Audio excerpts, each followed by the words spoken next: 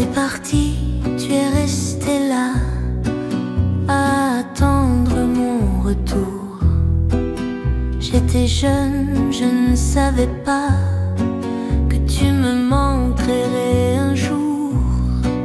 Je n'avais pris pour bagage pour affronter ma destinée que la force de mon âge et le désir d'arriver. J'étais dans la peau, j'étais dans le sang, malgré le... Nous sommes encore une fois de plus réunis ici à la librairie des Colonnes, une mythique librairie autour des livres pour parler d'un livre.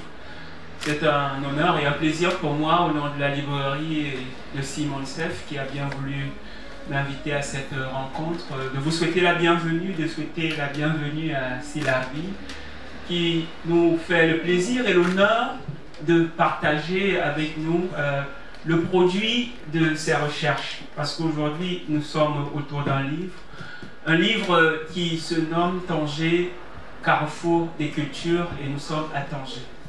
Et nous sommes aussi autour d'un auteur qui est difficilement cernable, difficilement qualifiable, tant il fait beaucoup de choses. Il y a quelques jours, après avoir lu les 500 et plus, les 400 et plus de pages, je donnais mes premières impressions sur le livre. Je disais que le livre est un livre enchanteur. Et j'apportais tout de suite la précision que je prenais le mot dans son sens originel. Être enchanté autrefois voulait dire être devant quelque chose de magique. Et je vais vous donner deux éléments, on entrera en profondeur sur d'autres, qui le démontrent. Le premier élément, c'est tout simplement que nous sommes devant un livre qui fait plus de 400 pages.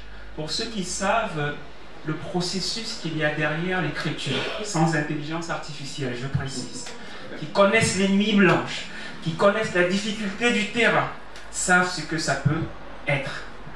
Le livre devait à l'origine faire 200 pages, il en fait 400 pages. Il n'y a que l'intensité du désir, du sujet et de l'auteur qui porte ce sujet qui peut amener à un tel résultat. Et si cela n'est pas de la magie, je ne sais pas ce que ça peut être. Il y a en second l'auteur, Silarbi.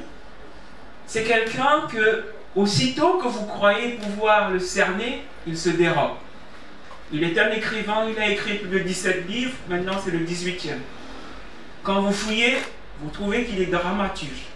Quand vous fouillez encore, vous trouvez qu'il est un homme associatif.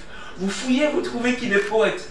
Silarbi, en fait, est de la trame de ces artistes qui, quand ils voient quelque chose, ils aiment le toucher, et quand ils le touchent, ils le transforment en quelque chose qui ressemble à de l'or ou à quelque chose de qualitatif. Et je le dis sincèrement parce que j'ai pris le temps de fouiller pour voir ses autres travaux. Et je le dis encore pourquoi, parce que avant de publier ce livre, et juste après sa publication, Silarbi a écrit 3 chansons, 3 magnifiques chansons sur Tanger. Et je me suis dit, pourquoi ne pas faire partager les paroles de cette chanson aujourd'hui avec vous? Je me suis dit, on devrait faire peut-être une lecture croisée du livre et des chansons. Donc je vais vous inviter aujourd'hui à un voyage comme ça, un voyage musical et en même temps un voyage textuel et photographique à travers le livre. Et dans une de ces chansons, un texte, le premier texte m'a beaucoup marqué. Silarbi écrit « J'étais parti, tu es resté là, à attendre mon retour. J'étais jeune, je ne savais pas que tu me manquerais un jour. » Silarbi Kutsuta, dites-nous, ici on a l'amour et l'éloignement.